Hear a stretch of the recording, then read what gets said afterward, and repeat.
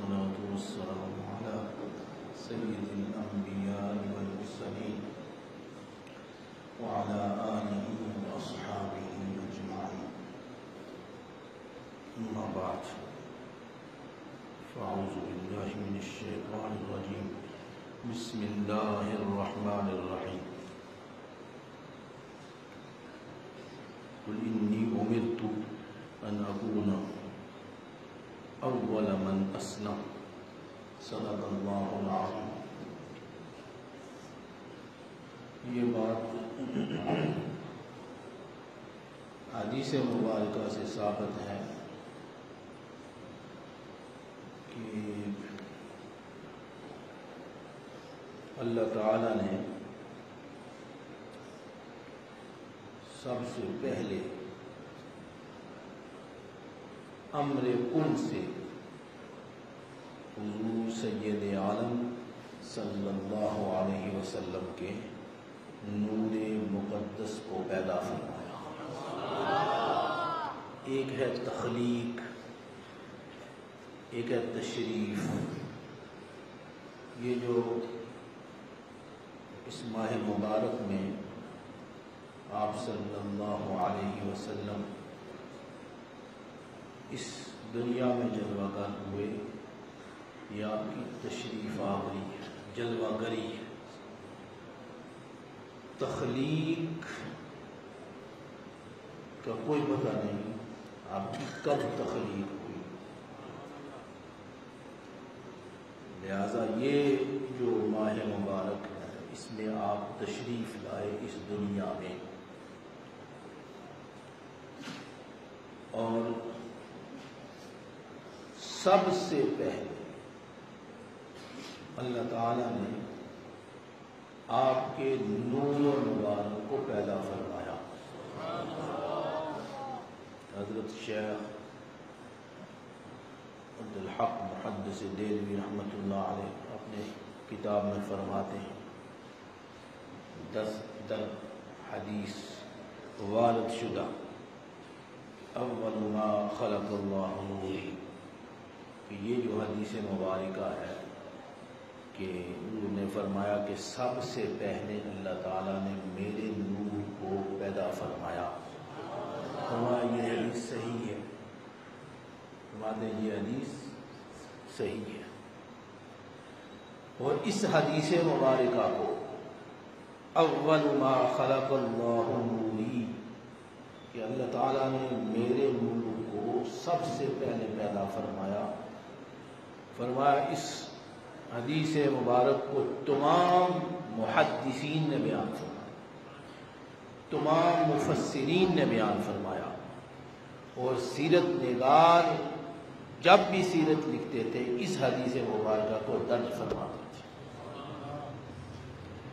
اور پھر مفسرین نے، محدثین نے، سیرت نگاروں نے اس حدیث مبارکہ کی تصدیق فرمائی ہے. پھر یہ نور مصطفیٰ صلی اللہ علیہ وسلم کی تخلیق کے بعد پروردگار عالم کے حضور تقریباً 700 برس تک سجدہ ریز رہا. یہ نور مبارک سب سے پہلے پیدائش کے بعد اللہ تعالیٰ کی بارگاہ میں 700 سال تک سجدہ ریز رہا. ہمیں ارشاد فرمایا فسجد للہ فبقى في سجوده 700 عام فاول كل شيء سجد للہ نوری.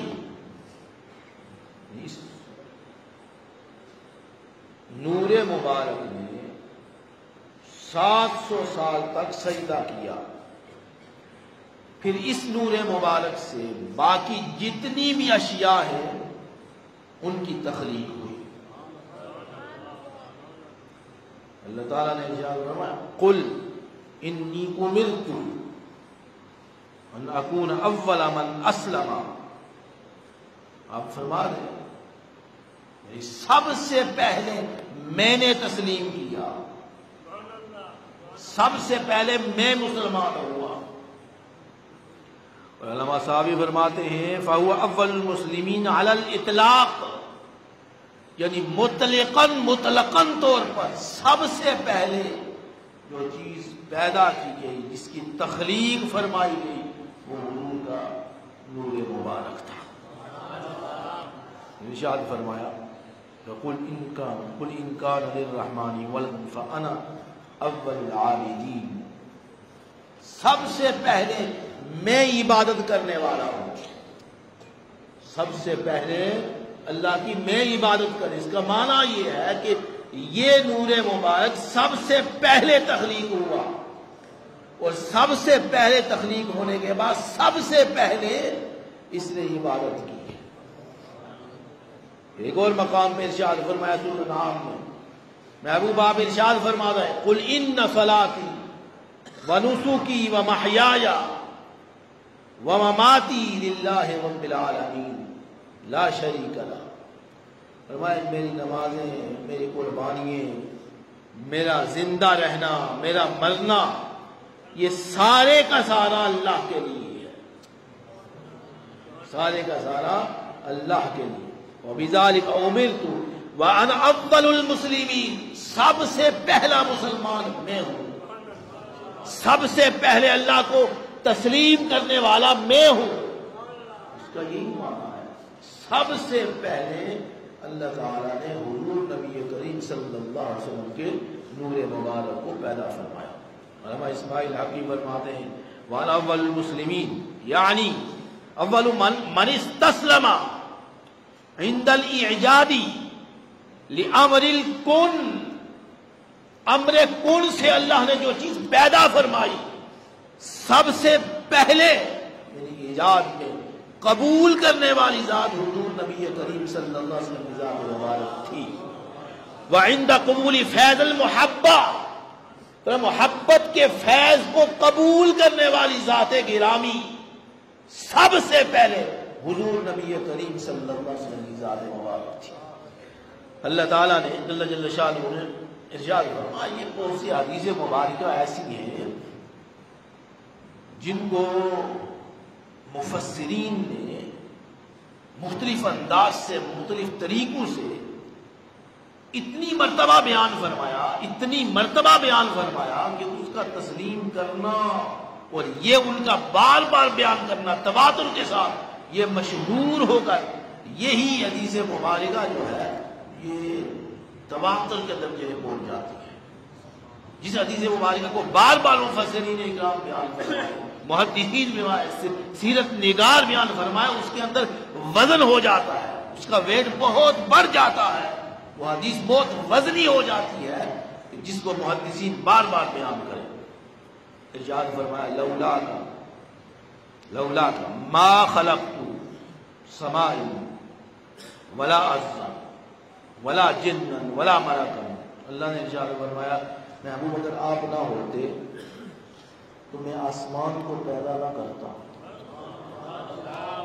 آسمان کو پیدا نہ کرتا، ولا ارضا، زمین کو پیدا نہ کرتا، زمینوں کو بھی پیدا نہ کرتا، ولا جنا ولا ملکا، نہ جنات کو پیدا کرتا اور نہ فرشتوں کو پیدا کرتا۔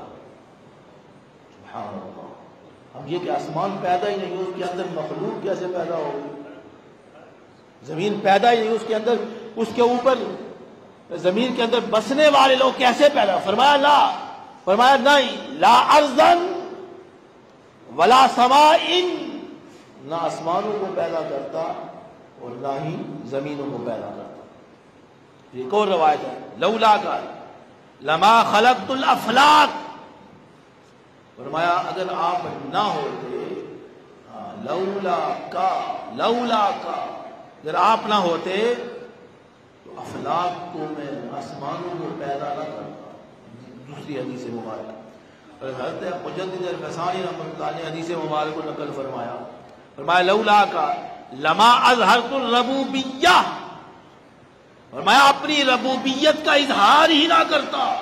ربوبیت کیا چیز ہے؟ رب، تربیت کرنا، پائے تک چیزوں کو تخلیق کرنے. رب کا معنی کیا ہے؟ رب کا معنی ہے تخلیق کرنے کے بعد ان اشیاء کو آہستہ آہستہ پائے تکمیل تک پہنچانا.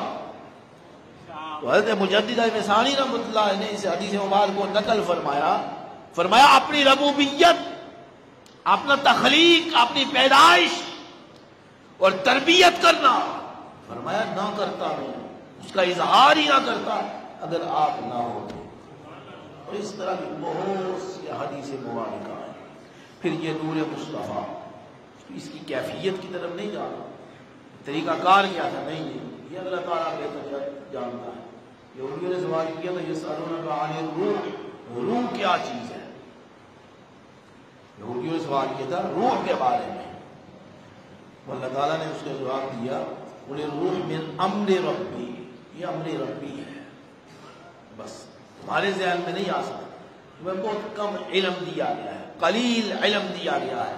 تمہارے ذہن، تمہارے دماغ، تمہارے تصورات، تمہارے خیالات اور تمہاری اس زاویے میں، اس سطح پر نہیں آ سکتا، لیکن تمہیں بہت کم علم دیا گیا. لہذا یہ کیفیات کیا تھی اس کا علم نہیں.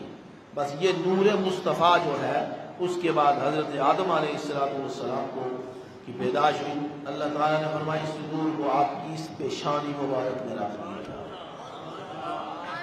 پیشانی مبارک میں رکھ دیا جائے. حضرت امام فخر الدین رازی فرماتے ہیں، مفسرین میں بہت بڑا نام ہے، حضرت امام فخر الدین رازی فرماتے ہیں کہ حضرت آدم علیہ السلام کی پیشانی میں یہ نور رکھا گیا، تب ہی کہا گیا کہ تمام فرشتوں کو کہ سجدہ ریز ہو جاؤ آدم کے سامنے.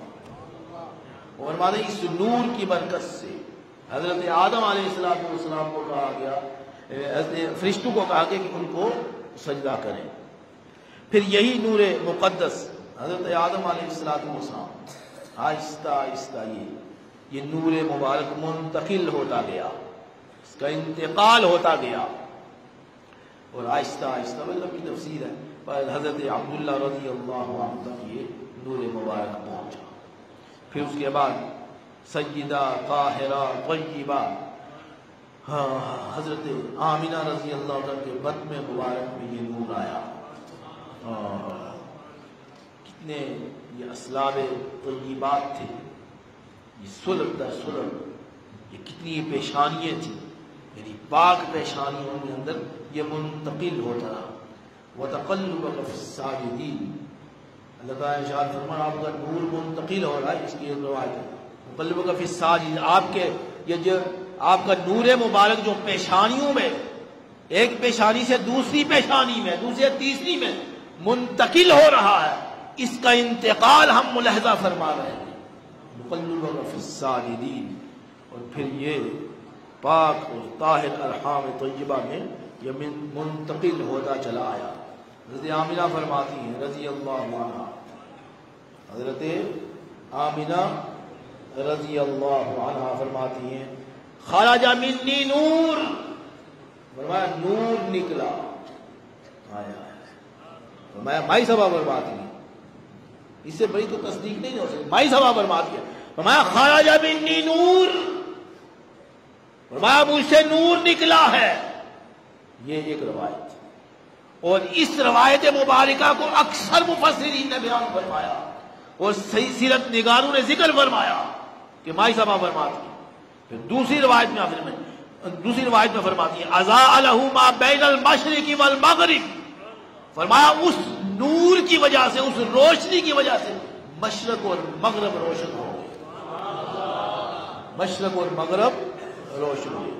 فضاءت لہ قصور الشام واسواقها، فرمایا میں نے شام کے محلات دیکھے اس نور کی وجہ سے، اس روشنی کی وجہ سے. فرمایا میں شام کے محلات مجھے نظر آئے، فرمایا ان کے وہ شہر بھی میں نے دیکھ لیے. دیکھیں کتنی باریکی سے بیان ہو رہا ہے، انداز بیان دیکھے نا. میں فرمایا خرج منی نور، فرمایا نور نکلا. اس کے بعد آپ نے تفصیل بیان فرمائی، فرمایا کہ مشرق اور مغرب روشن ہو گئے. ہاں مشرق اور مغرب روشن ہو گئے. فرمایا شام کے میں نے بازار دیکھے، اور پھر یہاں باتیں رکی، فرمایا حتی رأیت اعناق الابل، فرمایا میں نے اونٹ جو ہیں، اونٹ کی لمبی لمبی وہ جو میں نے وہ اونٹ بھی دیکھ لیے، اتنی روشن تفصیل کے ساتھ بیان فرمایا۔ بسرا، میں یہ بسرا تھا، بسرا کا مقام شام میں بسرا کا مقام تھا، وہاں کے میں نے شہر دیکھ لی، اتنی روشنی تھی، اتنا نور تھا۔ پھر یہ آپ صلی اللہ علیہ وسلم دنیا میں تشریف لائے تو یہ سبحان اللہ یہ دن جو ہے برکت دن ہے، یہ مہینہ مبارک بڑا برکت مہینہ ہے۔ اللہ تعالیٰ ہمیں اس کی برکات نصیب فرمائے، اللہ تعالیٰ اطاعت رسول کی اطاعت کرنے کی توفیق عطا فرمائے۔